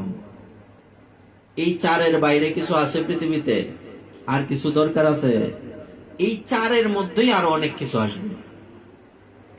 এই যে আমরা মালা, গলার মালা, জপ মালা, এইগুলি কিসের মধ্যে আসছে? এই চারের মধ্যেই আসছে, চারের বাইরে কিছু নাই। তাই ভক্তির হচ্ছে বিশেষত্ব। আনন্দাম্বদি বর্ধনম। যখনই এই চারটি বিষয় আমরা বিশেষভাবে জেনে ফেলবো এবং যাজন করতে থাকবো, ভজন করতে থাকবো, তখন আমার হৃদয়ের মধ্যে কি বর্ধন হবে? আমার হৃদয়ে তখন কি হবে? আনন্দ হবে। আনন্দাম্বদি বর্ধনম। শ্রীকৃষ্ণ নাম সংকীর্তন আনন্দ সিন্ধুকে পরিবর্ধিত করে থাকে। শ্রীকৃষ্ণ নাম সংকীর্তন কি করে? আনন্দ সিন্ধুকে, সিন্ধু মানে সমুদ্র, আনন্দের সমুদ্রকে পরিবর্ধিত করে থাকে। বরে আর কি বর্ধিত হয়, বাড়ে, এটা কমে না। আনন্দের সমুদ্রের যে উত্তাল তরঙ্গ, এটা ভেতরে কি হতে থাকে? বাড়তেই থাকে। নানা দিক দেশবর্তী নদ নদীর জল অহর্নিশি সিন্ধুতে প্রবেশ করলেও সমুদ্র বেলাভূমি অতিক্রম করে না। কি সারা নদী, খাল, বিল সবকিছুর জল কোথায় গিয়ে মিলিত হয়? সমুদ্রে গিয়ে মিলিত হয়। তো সমুদ্র গিয়ে মিলিত হলে কি হবে? এই দিক বিচারে সমুদ্র তো শান্তই থাকে, সে বেলাভূমি কখনো অতিক্রম করে না। কিন্তু আকাশে যখন পূর্ণিমার চন্দ্রের উদয় হয়, তখন সিন্ধু বিশাল তরঙ্গরাজিতে সমুচ্চসিত হয়ে বেলাভূমি আপ্লাবিত করে দেয়। কিন্তু আকাশে পূর্ণিমার চন্দ্রের উদয় হলে তখন কি হয়? এই সমুদ্র হচ্ছে, এটাকে কি বলে? জোয়ার। জোয়ার হয় না? কিসের জন্য? পূর্ণিমার চন্দ্রের উদয় হলে সেই বেলাভূমিকে পর্যন্ত কি করে? প্লাবিত করে। আর এমনি স্বাভাবিকভাবে বেলাভূমি অতিক্রম করে না। তদ্রূপ বিশ্বে আনন্দ লাভের নানা উপকরণ থাকলেও তা কখনো ভক্তের হৃদয়ে আলোড়ন জাগায় না। দৃষ্টান্তগুলি কত সুন্দর। বলছি কি, পৃথিবীর মধ্যে আনন্দ লাভের কি নাই? আনন্দ লাভের সুন্দরী রমণী আছে, সুন্দর পুরুষ আছে, মদ গাঁজা টাজা আছে, কি নাই? তাস পাশা আছে, কি নাই আনন্দের এই পৃথিবীতে? যদিও এগুলি বিকৃত আনন্দ, পৈশাচিক আনন্দ, কিন্তু মানুষ তো এটাকে আনন্দই বলে। কি আনন্দ বলে না? তো এই পৃথিবীতে এত রকম আনন্দ থাকলেও ভক্তের হৃদয়ে এইগুলি কখনো আলোড়ন সৃষ্টি, সমুদ্রে সব নদ নদী, খাল, বিলের জল গিয়ে, ঝর্ণার জল গিয়ে পতিত হলেও কখনোই কি হয় না? সমুদ্র শান্তই থাকে। তেমনি এই কথাটা এখানে বলা হয়েছে যে আনন্দ লাভের অনেক উপকরণ পৃথিবীতে থাকলেও ভক্তের হৃদয়ে এইগুলি আলোড়ন সৃষ্টি করতে পারে না। একজন ভক্ত কখনো একজন রমণীর দিকে তাকিয়ে কামুক দৃষ্টিতে হাসবে না এবং তার প্রতি তার লালসা থাকবে না। আর নারীর বেলায় সে অন্য কোনো পুরুষের দিকে তাকাবে না, মীরাবাইয়ের মতো। পৃথিবীতে যত আনন্দের বিষয়ই থাকুক, ওই দিকে সে দৃষ্টি দেবে না। তার একটাই লক্ষ্য থাকবে, একটাই দৃষ্টি থাকবে, যে কি করলে আমি আমার ভগবানকে প্রসন্ন করতে পারবো, যা করলে গুরুদেব প্রসন্ন হবেন আমি তাই করব। এর বাইরে আমি কিছু করতে আমার করার। এটা এমন না, যারা ভক্ত, যারা প্রকৃত সেবক, প্রকৃত শিষ্য, তারা কিন্তু এটা জোর করে করে না। তারা যখন আনন্দ পেয়ে যায়, আচ্ছা কেউ যদি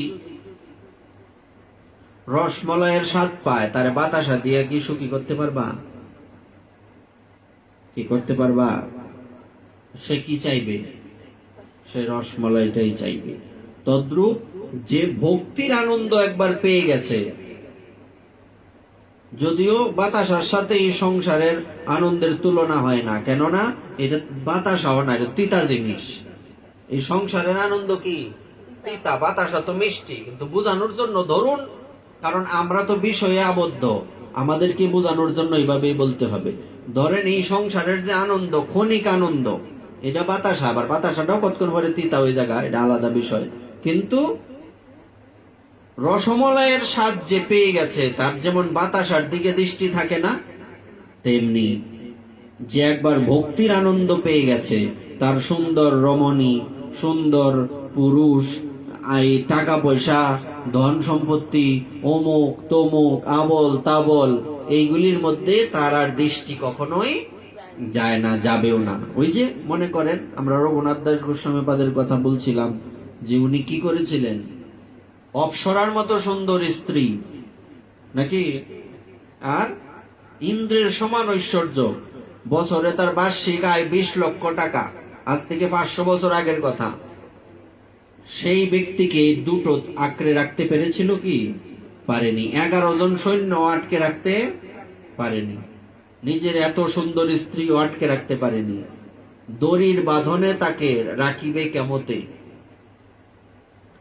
দড়ির বাঁধন তাকে রাখতে পারবে? সুতরাং সে কি পেয়েছে? সে আনন্দাম্বুদি বর্ধনম, সে প্রেমের ভক্তির আনন্দ পেয়ে গেছে। সেই জন্য সে আর অন্য কোনো দিকে, যেমন আমরা একটা এই কবিতা পড়ছিলাম না, বাংলার রূপ আমি দেখিয়াছি, তাই পৃথিবীর রূপ খুঁজিতে চাহি না আর। বিষয়টা বোঝা গেল? মিলান তো, দৃষ্টান্ত মিলে কিনা? কারণ বাংলার যে রূপ, পৃথিবীর কোন রূপের সাথে এই রূপের তুলনা হয় না। কেন? কারণ এটা আমার মাতৃভূমি, এটা আমার জন্মভূমি, এটা আমার সবকিছু, তাই তো?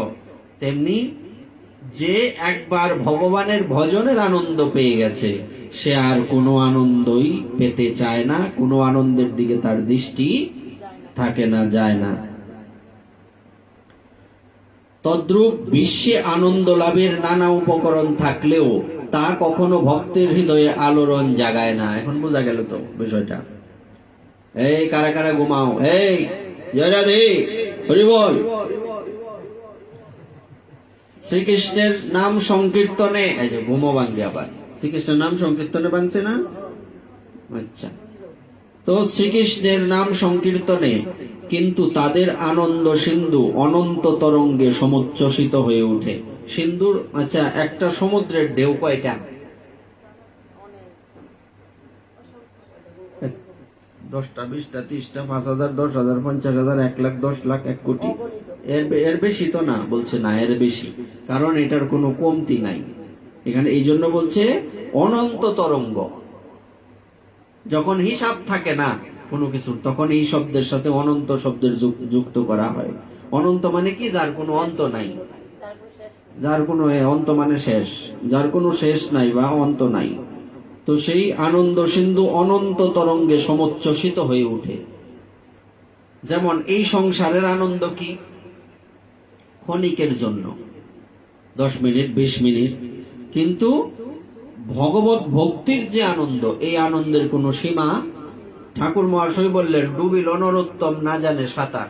অর্থাৎ তুমি যখন প্রেম, কৃষ্ণ ভক্তির প্রেম সমুদ্রে ডুব দিবে, তখন সেখানে যত নিচে যেতে থাকবে, যত নিচে যেতে থাকবে, গভীরতা বাড়তে থাকবে, তুমি তল খুঁজে পাবে না।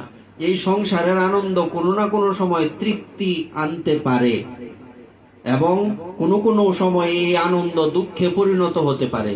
কিন্তু ভগবত ভক্তির বা ভগবত ভজনের নামের যে আনন্দ, ভগবত কৃপার যে আনন্দ, এই আনন্দাম্বুদি বর্ধনম, এই সমুদ্রের যে আনন্দ, সেই আনন্দ যত নিচে যাবে, যত নিচে যাবে, তত গভীরতা বাড়বে, বই কমবে না।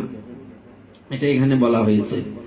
নাম নামি অভিন্ন, বিবক্ষায় নামি, শ্রী ভগবানের সৌন্দর্য মাধুর্যের অফুরন্ত আস্বাদন নামের মধ্যে নিহিত আছে। সমস্ত মাধুর্যের আস্বাদন কোথায় নিহিত আছে? মিশ্রি স্বভাবতই মিষ্ট পদার্থ হলেও পিত্ত দুষ্ট জিহ্বা যেমন মিশ্রির আস্বাদন পায় না, সেই জিহ্বায় মিশ্রি তিক্ত বলেই বোধ হয়। যার পিত্তে তিক্ততা চলে আসছে, মানে এক কথায় বলতে গেলে জ্বরের রোগী, অনেকের মুক্তিতা হয়ে যায় না? জ্বরের রোগীর মুক্তিতা হয় কিনা? ডাক্তারের মা আছে তো, জ্বরের রোগের মুক্তিতা হয় না? তো জ্বরের রোগীর মুখ তিতা হইলে তারে মিশ্রি দিলেও কিন্তু বমি আসে, রসমলাই দিলেও বমি আসে, তখন তিক্ত বলেই বোধ হয়। তদ্রূপ শ্রীকৃষ্ণ নাম স্বভাবতই অসীম আনন্দপূর্ণ হলেও কিন্তু রসমলাই কি তিতা, তিতা লাগে কেন? সমস্যাটা কোথায়? জিহ্বার। জিহ্বাটা এমন হলো কেন? জ্বরের কারণে, তাই তো। আগে রোগের কারণ বের করতে হবে, রোগের কারণ বের করে ওষুধ কি এমনি লিখে দিতে পারবো? আমি গেছি পেট বেদনা লই, আমার দিছে মাথা বেদনার ওষুধ, হইলো?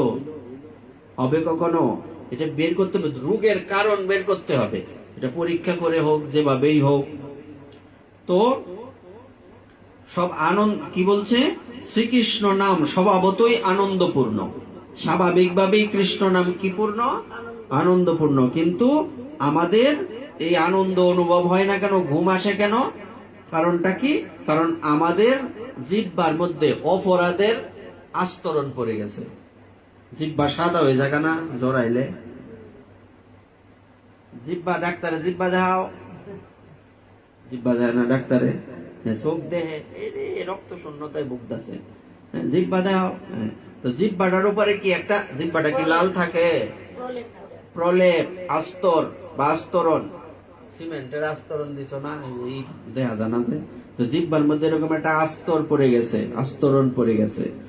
এটা কিসের আস্তরণ? এই জিহ্বা, এই জিহ্বা না। এই হরিনাম আস্বাদন কিসের জিহ্বা দিয়ে? হৃদয়ের জিহ্বা দিয়ে। ওখানে কিসের আস্তরণ পড়ে গেছে? আবরণ কিসের পড়ে গেছে? অপরাধের। যেই কারণে ওই এত আনন্দ থাকা সত্ত্বেও এই হরিনামের মধ্যে আমাদের কি হয় না? মন বসে না, আস্বাদন তিতা লাগে। অথচ তিতাটা বালা লাগে।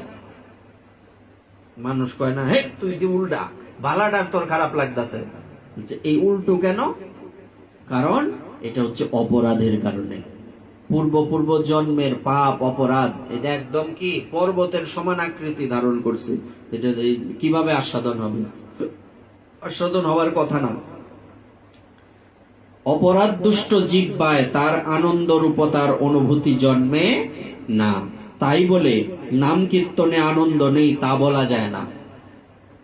নাম কীর্তনে আনন্দ নয়। আচ্ছা, আমরা যে কথাগুলি বলছি এনে কোনো গল্প ঘটনা আছে? হ্যাঁ, তো এই ভগবানের কথা যদি কেউ মনে করে যে এই ভক্তরা এই যদি শুকনো কথা বলো, জ্ঞানের কথা বলো, শুনবে না, এই যে রসকস দিয়া, আনন্দ দিয়া তারপরে বলতে হবে, তাইলে বুঝতে হবে এটা যথার্থ ভগবত কথা নয়। এই যে ইনস্ট্রুমেন্ট লইয়া চলছে টেন্ডেন্সি, কিন্তু এইগুলি প্রকৃত ভাগবত নয়। যদিও দুটো মার্গ আছে, যে একটা মার্গ হচ্ছে সুখদেব গোস্বামীপদের পরম্পরার, আর একটা হচ্ছে দেবর্ষি নারদের পরম্পরায়। তো দেবর্ষি নারদের পরম্পরায় যে ভাগবত, এই ভাগবতের বিশেষত্ব হচ্ছে এখানে কীর্তন সহযোগের ব্যবস্থা আছে। নাই তা না, কীর্তনও একটা ভজনের অঙ্গ। কিন্তু যখন দেখা যাবে যে তোমার মধ্যে স্বাভাবিকভাবে কৃষ্ণ ভক্তি আসছে না, জোড়া তালি দিয়া ভক্তি আনতে হচ্ছে, তাইলে বুঝতে হবে ডাল মে কুছ কালা হে।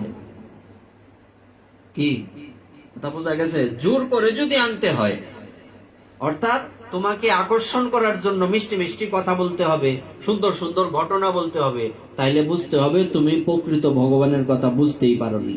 আর এই কথাগুলি যার হৃদয়ের মধ্যে প্রবিষ্ট হচ্ছে এবং যার আনন্দ বর্ধিত হচ্ছে, বুঝতে হবে সে অপরাধ তার কম। যার যত বেশি আস্বাদন, তার সে অপরাধ থেকে তত বেশি মুক্ত। এজন্য এই কথাটা এখানে বলছে যে যদি আমার জিহ্বায় আস্তর পড়ার জন্য রসমলাই তিতা লাগে, তাহলে এটা যেমন রসমলাইয়ের দোষ না, আমার জিহ্বার দোষ, আমার অপরাধের কারণে এমন হয়েছে, তেমনি নাম কীর্তনে আনন্দ নেই এটাও বলা যায় না। নাম কীর্তনে আনন্দ থাকলে কি হবে? আমাদের আনন্দ হচ্ছে না, কারণ আমাদের অপরাধ। যা আমাদের শক্তিহীন, ইন্দ্রিয়ে অনুভূত হয় না, তার অস্তিত্ব নেই, এই কথা যুক্তিহীন। কি বলছে? যা আমাদের শক্তিহীন, ইন্দ্রিয় অনুভূত হয় না, তার অস্তিত্ব নেই, এই কথা যুক্তিহীন। আচ্ছা, যদি আমার এই পৃথিবীর কোনো কিছু অনুভব না হয়, যেমন কারো প্যারালাইসিস হয়ে গেলে সে হাত নাড়াইতে পারে না, তখন হাতটা কি হয়ে যায়, অবশ হয়ে যায়, তখন এই হাতে কি সে কিছু অনুভব করতে পারে? যদি একটা আছে একটু একটু বোঝা যায়, একবারেই বোঝা যায় না যেটা। এখন সে যদি আগুনের মধ্যে হাত দিলে পরে তার এই অনুভূতিটা না আসে, এটা আগুন, এটা কি আগুনের দোষ? এটা তার হাতের দুর্বলতা। কথাটা ঠিক আছে কিনা? এই জন্য বলছে শক্তিহীন ইন্দ্রিয় অনুভূত না হয় যা তার অস্তিত্ব নেই, কথা যুক্তিহীন। বুঝলেই বেটা, আমি হাত দিয়ে রাখছি, আমার কোনো এই ঠান্ডাও লাগে না, গরমও লাগে না, তুই কস আগুন, বেটা এটা কি এর আগুন, কি এর জল, কি এর বরফ, এটা কি বলা যাবে? এটা যুক্তিহীন কথা। তার মানে তোমার হাতে সমস্যা, ওই দ্রব্যের সমস্যা না। বিজ্ঞানাচার্যেরা বলেন আকাশে এমন সব তারকারাজি আছে যার আলোক এখনো পৃথিবীতে পৌঁছায়নি। আমরা যে তারাগুলি দেখি আকাশে, এই ছাড়া আরো অনেক তারা আছে, আমরা কি দেখতে পাই? আরো গ্যালাক্সি আছে না, মহাবিশ্ব, তো ওখানে যে আরো অনেক পৃথিবী আছে, আমরা কি এটা দেখতে পাই?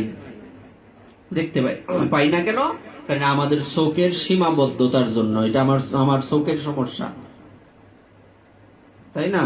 আমার চোখে আমি এত দূর দেখতে পারি না, এতটুকু আমার দৃষ্টি যায় না।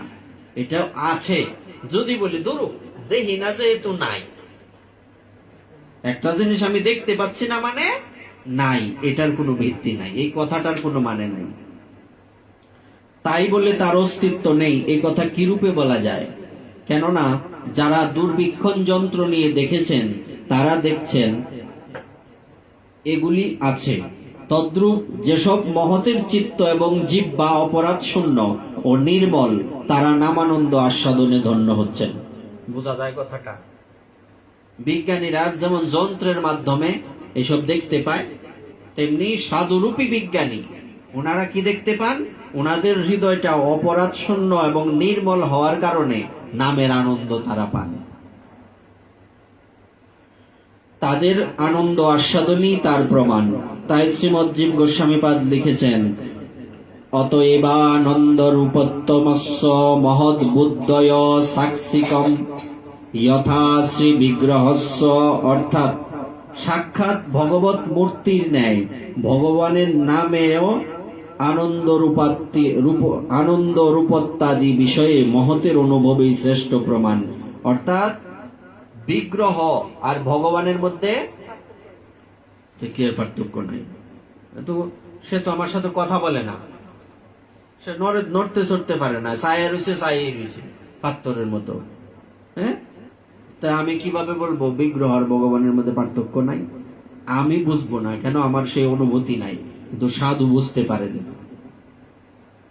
আপনারা নাম শুনে থাকবেন ডক্টর রাধা গোবিন্দনাথ, ওনার জন্ম নোয়াখালী অঞ্চলে। উনি বিশিষ্ট একজন সাধু ছিলেন। আমরা যে চৈতন্য ভাগবত এবং চৈতন্য চরিতামৃত পড়ি, এটার বিস্তারিত বিশ্লেষণ ব্যাখ্যা ৬ খণ্ড করে উনি গ্রন্থ লিখে গেছেন, আরো অনেক কিছু লিখে গেছেন। হ্যাঁ, তো সেই ডক্টর রাধা গোবিন্দনাথজি গিরিধারীর সেবা করতেন, গিরিরাজ। তো উনি কোনো কারণবশত কোথাও যাবেন, সেখানে গিরিরাজকে নিয়ে যাওয়া যাবে না। আসলে কি, উনি যেখানেই যেতেন গিরিধারীকে সাথে নিয়ে যেতেন।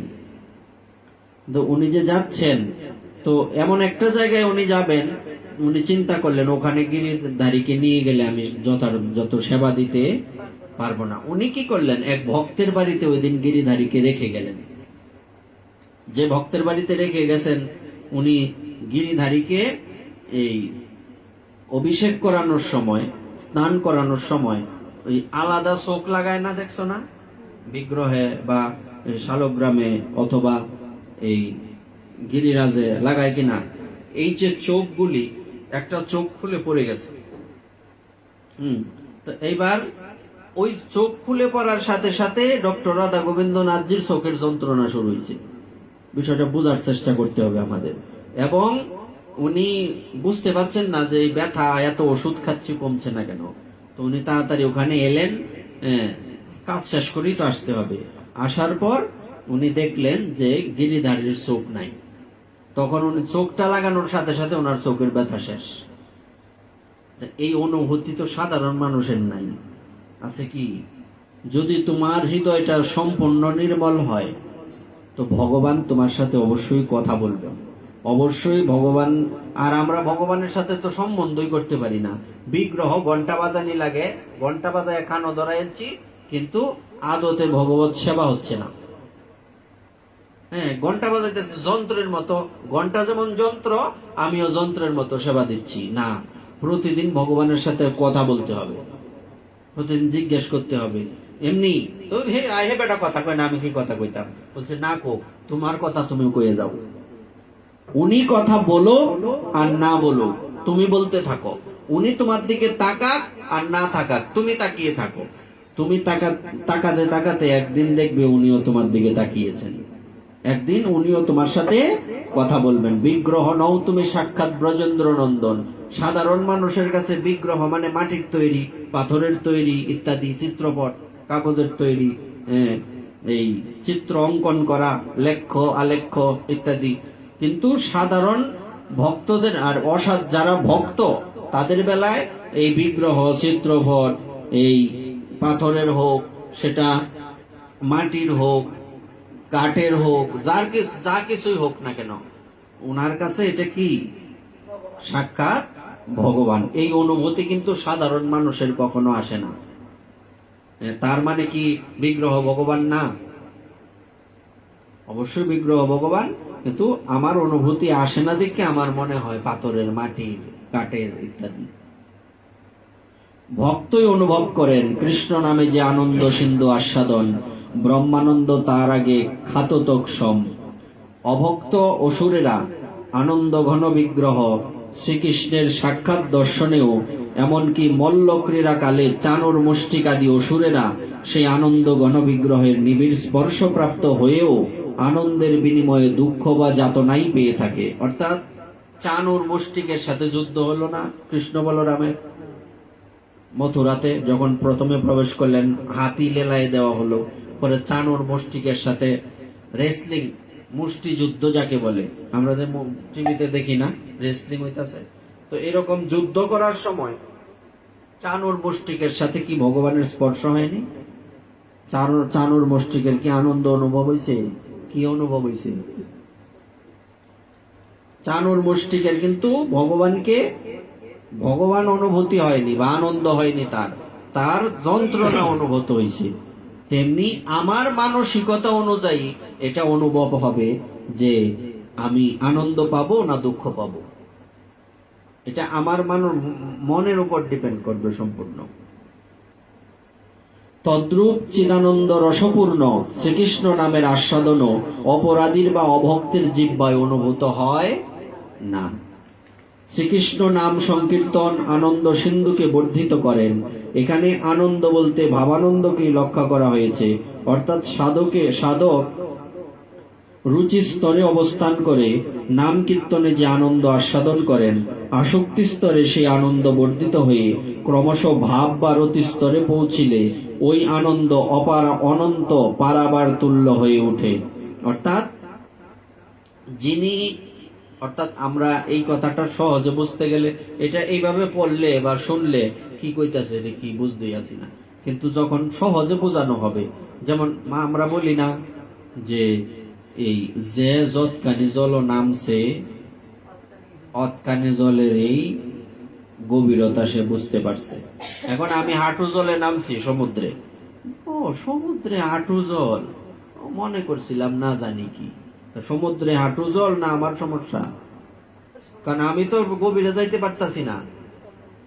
কুয়ার ব্যাং আর সমুদ্রের ব্যাং আছে না, মনে নাই? হ্যাঁ, লাভ দে, তোমার সমুদ্রটা কি এটার মতো? আরেকবার লাভ দে, এতটুকু দূরে। হ্যাঁ, তো বিষয়টা হচ্ছে সে বুঝতে পারে না কেন? কারণ তো সে কুয়া ছাড়া তো আর কোথাও গেছে না। তো আমরা এই সংসারের মধ্যে যে এই ক্ষণিক যে একটু আনন্দ, এই আনন্দটাকে অনুভব করতে করতে ওই কুয়ার মধ্যে পড়ে থাকতে থাকতে এর থেকে আরো কোনো আনন্দ হয় এটা মাথায় ঢুকে না।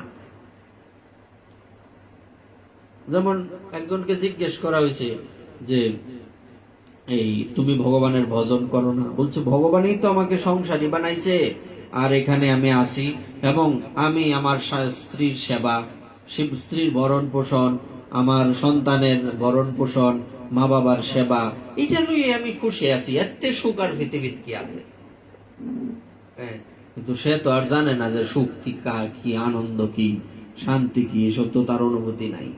এটা তো সে কেন সংসার রূপী কুয়ার মধ্যে পইরা হ্যাঁ হাবুডুবু খাইতেছে, কিন্তু হাবুডুবু যে খাইতেছে ও বুঝে না। মায়া এমন এক ইঞ্জেকশন দিয়ে রাখছে, যখন ইঞ্জেকশন দে ফ্যাট কাটলে বোঝা যা, দেখতাছো কাটতাছে, কিন্তু অনুভব হয় কি পরে যন্ত্রণা হয়।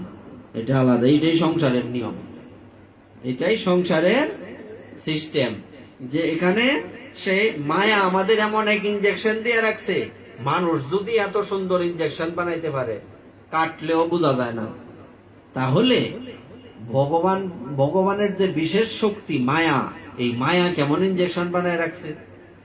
এই ইঞ্জেকশনের প্রভাবে আমাদের অনুভব হয় না বিষয়টা। আমরা আসলে যে এখানে দুঃখ ভোগ করছি, দুঃখটাকেই সুখ মনে হচ্ছে। মূলত এটা দুঃখ, সুখ নয়। সুখ আছে মায়ার ওপারে। সুখ বলে তুমি জানো যারে, সে সুখ সুখ নয়, সে সুখ দুঃখ করি মানো। এই সংসারের সুখটা ঠাকুর মহাশয় বললেন না, সেই সুখ দুঃখ করি মানো।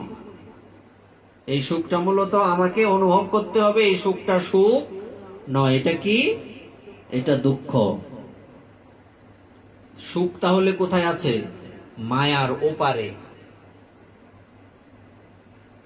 মায়ার ওপারে ছাড়া সুখ নেই।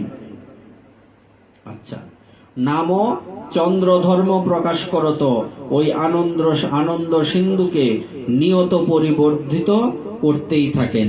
ভাবচন্দ্রোদয়ে আনন্দ সিন্ধু এতই সমুচ্ছ্বসিত হয় যে মুখানন্দ ও তুচ্ছবোধে তিরস্কৃত হয়ে থাকে। অর্থাৎ ভগবানের নামের, প্রেমের, ভজনের আনন্দ যে পেয়ে গেছে, তাকে যদি ভগবান মুক্তি দিতে চান, মুক্তি গ্রহণ করেন কি? কেন করেন না? তাতে ব্যাকল মনে হয়, হাই রে কি গাধা তুই, ভগবান তোরে মুক্তি দিতেছ, তুই মুক্তি নেস না। এটা কোনো কথা হইল? বলছে তাইলে আমি গাধা না, তুমিই গাধা।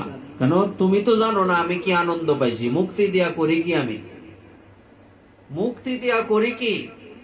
মুক্তির থেকে বড়টা তো আমি পেয়ে গেছি, তাই না? তুমি, অর্থাৎ মুক্তিটা হচ্ছে, বলছে যার ভক্তি লাভ হয়েছে তার কাছে মুক্তিটা হচ্ছে খুদের মতো, তার কাছে মুক্তি হচ্ছে খুদের মতো। চক্রবর্তী সম্রাটের কাছে কি খুদ চাইবো নাকি বিশেষ কিছু চাইবো? আমি যদি খুদ চাই, তাহলে আমি যদি কি বলে মণি মাণিক্য না নিয়ে কাজকেই মণি মাণিক্য মনে করি, তাহলে তো কিছু করার নাই। কাজ দেখতে হীরার মতো, আসলে হীরা কি? এরকম ডুপ্লিকেট হীরা পাওয়া যায় না সমাজে। হ্যাঁ, দুইটা হীরা, একটা ডুপ্লিকেট আর একটা হচ্ছে অরিজিনাল। তো এই দুটোর মধ্যে ধরেন আমি চিনি না কোনটা অরিজিনাল, তখন আমি তো ওই কোনটা নিয়ে আসব? ওই কাচের তৈরি হীরাটাকেই নিয়ে আসব। তো আমি কি, আমার কোনটা নেওয়া উচিত ছিল? কাচের তৈরি হীরাটা না অরিজিনাল হীরাটা? আমি চক্রবর্তী সম্রাটের কাছে গিয়ে একটু আমাকে কিছু খাবার দেন, খুদ দেন। চক্রবর্তী সম্রাটের কাছে কি খুদ প্রার্থনা করা উচিত, নাকি ওনার কাছ থেকে বিশেষ কিছু প্রার্থনা করা উচিত? বিশেষ। তো আমরা সংসারের তুচ্ছ সুখটাকে হীরা মনে করি, কিন্তু আসলে এটা কি? কাজ। কাজ দিয়ে হাত কাটতে পারে, শিলাইও লাগতে পারে। ভাবচন্দ্রোদয়ে আনন্দ সিন্ধু এতই সমুচ্ছ্বসিত হয় যে মুখানন্দ, মুক্তির আনন্দ তার কাছে কিসের মতো? খুদের মতো মনে হয়। তিরস্কৃত, মুক্তি শব্দটা তার কাছে তিরস্কৃত, তার কাছে তুচ্ছ। এতাদৃশ ভাবদশা লাভ করা সহস্র সাধনেও সুদুর্লভ। এরকম ভাবটা ভিতরে লাভ করা কত জন্মের সুদুর্লভ? সহস্র সহস্র সাধনের ফলেও সম্ভব নয়, সুদুর্লভ। সুতরাং এই বিশেষণে ভক্তি শাস্ত্রোক্ত রতি দশার মুখ্যানন্দ লঘুতাকৃত বা সুদুর্লভা এ দুটি গুণের কথাও ব্যঞ্জিত হয়েছে। হ্যাঁ, তাহলে আমাদের লক্ষ্য কি? আমাদের লক্ষ্য হচ্ছে ভক্তি। ভক্তি ভিন্ন অন্য কোনো বিষয়ে যাতে আমাদের দৃষ্টি না থাকে। আমাদের যে নিত্যদিনের আলোচনা, আমরা কোন অবধি গেলাম? 6টা বিশেষণের মোটামুটি, হ্যাঁ 6টা না 7টা, আচ্ছা এই 5 নম্বর পর্যন্ত গেলাম। আমরা আগামীকাল এটার 6 নম্বরের দিকে অগ্রসর হব। প্রতিপদম পূর্ণামৃত আস্বাদনম, প্রতি পদে পদে পূর্ণ অমৃতের আস্বাদন। তো আমরা এই অবধি এটা বিশ্রাম রাখলাম। তো আজকে কি একাদশী? এই জয় রাধে, হরি বল। আজকে কি একাদশী কও? হ্যাঁ,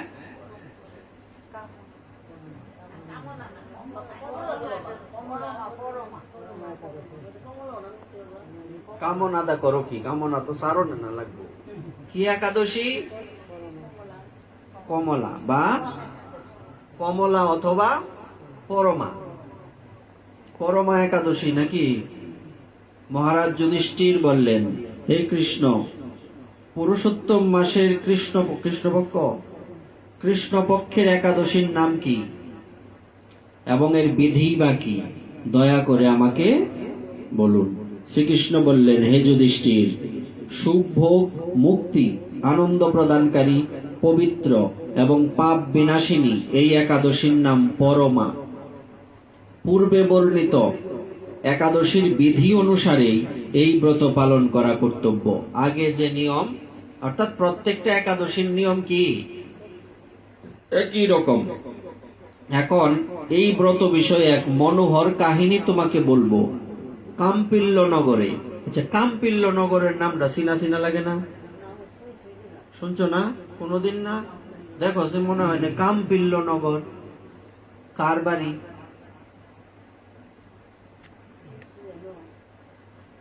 কাম্পিল্য, কাম্পিল্য একটু মনে করো। কাম্পিল্য নগর,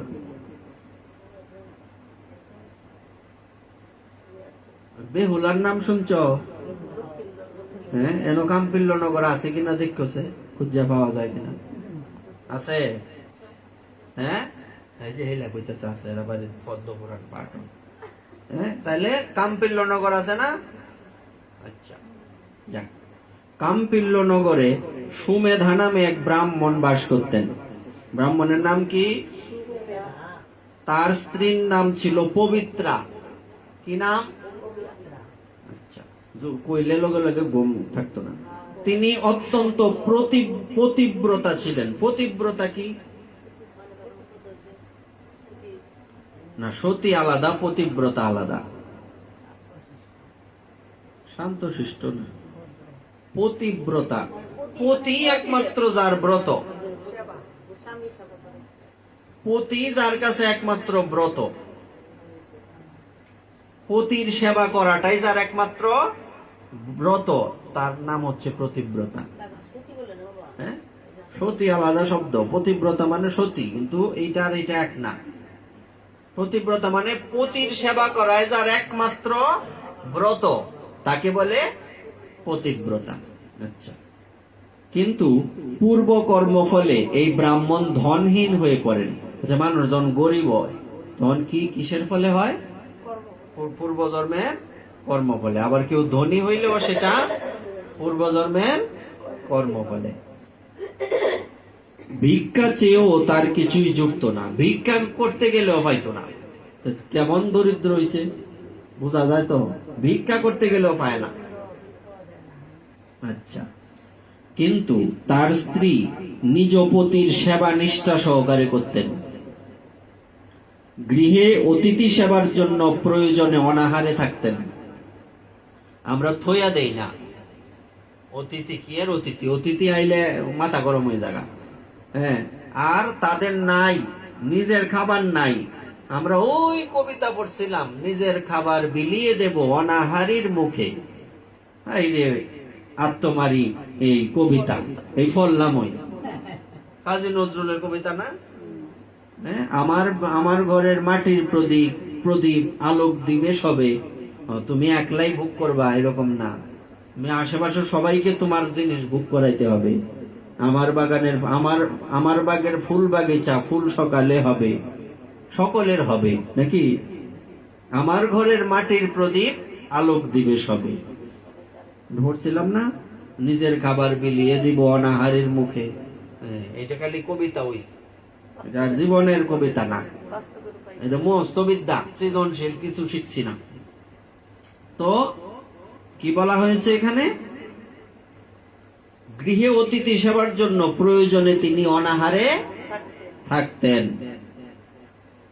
স্বামীকে কখনো বলতেন না যে গৃহে অন্ন নেই। স্বামীকে বললে লাভ কি? আমি তো দেখতাছি উনি খুঁজা পাইতেছে না, এই অমুকের ঘরে অমুক গালি দিয়া করে, বিয়া পড়ছে, হ্যাঁ এরকম হয় না? এটা কি পতিব্রতা রমণের কাজ? হ্যাঁ, আচ্ছা, কোনদিন অন্যের কথা ঘরে যদি নাও থাকতো উনি বলতেন না। আচ্ছা, পত্নীর শারীরিক দুরবস্থার কথা চিন্তা করে না খাইতে খাইতে দুর্বল হয়ে গেছে। ব্রাহ্মণ নিজের ভাগ্যকে দোষারোপ করতেন যে আমি কত দুর্ভাগা, আমি তার দায়িত্ব নিলাম, তার কি ভাত কাপড়ের দায়িত্ব নিছি না আমি, কিন্তু তাকে পরিচালনা করতে পারছি না, আমার মতো ওই কাপুরুষ আর পৃথিবীতে কে আছে, উনি নিজেকে দুর্ভাগা মনে করতেন। একদিন পত্নী প্রিয়ম্বদাকে বললেন, হে কান্তে, আমি ধনবান মানুষদের কাছেও ভিক্ষা চেয়ে পাই না। পত্নীর কাছে বলতে লাগলেন, বলো এখন আমি কি করব? ধন সংগ্রহের জন্য আমি অন্য কোথাও যেতে চাই, তুমি আমাকে অনুমতি দাও, দেখি অন্য কোথাও গেলে কোনো পাওয়া যায় কিনা।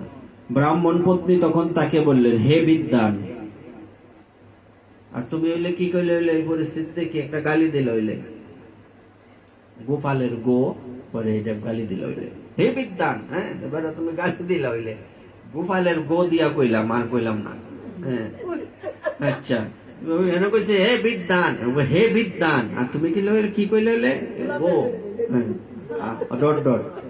আচ্ছা, তো এবার গোলাপ ফুল আর কি। আচ্ছা, তখন এই জগতে মানুষ তার পূর্ব সঞ্চিত ফল ভোগ করে। স্ত্রী স্বামীকে, এবার স্ত্রী আর স্বামীরে বুঝ দিতেছে, পূর্ব জন্মের কোনো ফল না থাকলে স্বর্ণ পর্বতে গেলেও কিছু পাওয়া যাবে না। হে স্বামী, পূর্ব জন্মে আমি অথবা আপনি কেউই ধন সম্পদ ইত্যাদি কিছুই সৎ পাত্রে দান করিনি। বোঝা যায় কথাটি? আচ্ছা, তাই আমাদের ভাগ্যে যা আছে তা এখানে থেকেই লাভ হবে। আপনাকে ছাড়া আমি এক মুহূর্তও থাকতে পারবো না। কেননা পতিহীনাকে দুর্ভাগা বলে সবাই তখন নিন্দা করবে। অতএব এখানে যা ধন লাভ হয় তা দিয়ে দিন যাপন করুন। আমি তো আপনাকে কখনো প্রশ্ন করিনি যে আপনি আমাকে যথাযথ ভরণ পোষণ করতে পারেন কিনা, কেন করতে পারেন না। তো আমি কোনোদিন প্রশ্ন করছি তা আপনি এত টেনশন করেন কেন? আমি খাইলেও আছি না খাইলেও আছি। ওই বিচক্ষণ ব্রাহ্মণ পত্নীর কথা শুনে ওই নগরেই রইলেন। একদিন মুনি শ্রেষ্ঠ কৌন্ডিন্য, কি মুনি? কৌন্ডিন্য সেখানে এলেন। তাকে দেখে সুমেধা খুব খুশি হলেন। ব্রাহ্মণ সস্ত্রীক মুনিকে প্রণাম জানালেন, সুন্দর আসন দিয়ে তার পূজা করলেন। ওই দম্পতি আনন্দ সহকারে মুনিকে ভোজন করালেন। এরপর ব্রাহ্মণ পত্নী জিজ্ঞাসা করলেন, হে মুনিবর, কিভাবে দারিদ্রতা নাশ হয়? প্রশ্ন করলেন, কিভাবে দারিদ্রতা নাশ হয়? বিনা দানে কিভাবে ধন বিদ্যা স্ত্রী লাভ হয়? আমার স্বামী আমাকে এখানে রেখে ভিক্ষার জন্য দূর দেশে যেতে চান, কিন্তু আমি তাকে যেতে নিষেধ করেছি। এখন আমাদের ভাগ্যবশে এখানে আপনার শুভাগমন হয়েছে, আপনার কৃপায় আমাদের দারিদ্রতা অবশ্যই নাশ হবে। দারিদ্রতা বিনষ্ট হয় এমন কোন ব্রত বা তপস্যার কথা আপনি কৃপা করে আমাকে বলুন, আমাদের বলুন। এই কথা শুনে মণিবর বললেন, হে সাধ্বী। সাধ্বী নাকি? সাধ্বী কি? হ্যাঁ, সাধ্বী আরেকদিন কইছি, এই কয়দিন আগেই কইছি। সাধ্বী, সাধুর বিপরীত শব্দ হলো সাধ্বী, মানে বেডি রে কয় সাধ্বী, বেড়া রে কয় সাধু, বেডি রে কয় সাধ্বী। সাধুর পত্নী অন লাগবে এমন কোন বিষয় না। বিষয়টা হচ্ছে সাধ্বী মানে যে সাধনা করে না, বেডি মানুষের বেডি সাধুরে কয় সাধ্বী। পুরুষোত্তম মাসের কৃষ্ণপক্ষে পরমা নামে সর্বশ্রেষ্ঠ এক একাদশী আছে। এই তিথি ভগবানের অতীব প্রিয়তমা। এই ব্রত পালনে মানুষ অন্ন ধন সম্পদ আদি সবই লাভ করে থাকে। এই সুন্দর ব্রত ধনপতি কুবের প্রথম করেছিলেন। ধনের অধিপতিকে কুবের। রাজা হরিশ্চন্দ্র এই ব্রত পালনে স্ত্রী পুত্র রাজ্য ফিরে পেয়েছিলেন। হে বিশালাক্ষী, এই জন্য তোমরাও এই ব্রত পালন করো। হে পাণ্ডব, কৌন্ডিন্য মুনির উপদেশে পতি পত্নী উভয়ে একসঙ্গে বিধিমতো পুরুষোত্তম মাসের পরমা একাদশী ব্রত পালন করলেন। ব্রত সমাপনের পর রাজভবন থেকে এক রাজকুমার তাদের কাছে এলেন। ব্রহ্মার প্রেরণায় তিনি বহু ধন সম্পদ, নতুন গৃহ, গাভী এই দম্পতিকে দান করলেন। এই দানের ফলে মৃত্যুর পর সেই রাজা বিষ্ণুলোক প্রাপ্ত হয়েছিলেন। এইভাবে পরমাব্রতের প্রভাবে ব্রাহ্মণ দম্পতির সকল দুঃখের অবসান হলো। যে মানুষ এই একাদশী ব্রত পালন না করেন তিনি 84 লক্ষ জনিতে ভ্রমণ করেও কখনোই সুখী হন না। বহু পুণ্য কর্মের ফলে দুর্লভ মানব জন্ম লাভ হয়।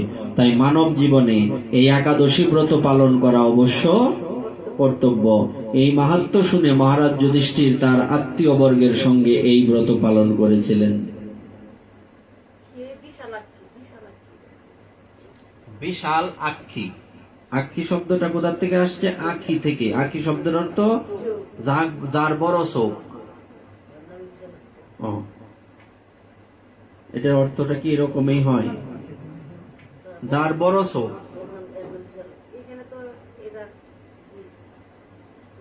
অর্থ কিন্তু এটাই, কিন্তু এটাকে গভীরে পর্যালোচনা করলে অনেক কিছু পাওয়া যাবে। হে বিশালাক্ষী, যার দৃষ্টি শক্তি অনেক দূর পর্যন্ত যায় তাকে বলে বিশালাক্ষী। বোঝা যায় কথাটা? দূর পর্যন্ত যায় মানে অনেক গভীরে ভাবতে পারে। বোঝা যায় কথাটা? এটা কিন্তু কোন গভীরে? ওই যে একটু আগে আমরা যে আলোচনা করলাম, কি প্রসঙ্গ ছিল? আনন্দ সমুদ্রের নিচে যত যাইবা তত আস্বাদন হবে। গভীরে যে যেতে পারে, যার দৃষ্টি শক্তি অনেক দূর, যাকে আমরা বলি না দূরদর্শী। দূরদর্শিতা একটা গুণ আছে না? এই লোকটা অনেক দূর পর্যন্ত ভাবতে পারে। তো বিশালাক্ষী মানে এটারই অনেক দূর পর্যন্ত, মানে যার হৃদয়টা অনেক বড়, যার দৃষ্টি শক্তি অনেক দূর পর্যন্ত যায়। এই স্বাভাবিক দৃষ্টি না, অন্তরের দৃষ্টি, তাকে বলে বিশালাক্ষী। তাহলে আমরা একাদশীর মাহাত্ম্য দেখলাম, আর কি দেখলাম? শিক্ষাষ্টকের যে পর্যন্ত আমরা কি ছিলাম, এরপরে কি আসবে? বিদ্যাবধূ জীবনম আনন্দাম্বদি বর্ধনম, এই পর্যন্ত গেলাম। আগামীকালকের পরবর্তী অংশটা আমরা আস্বাদন করবো। জয় জয় শ্রী রাধে নিতাই গৌর হরি বল।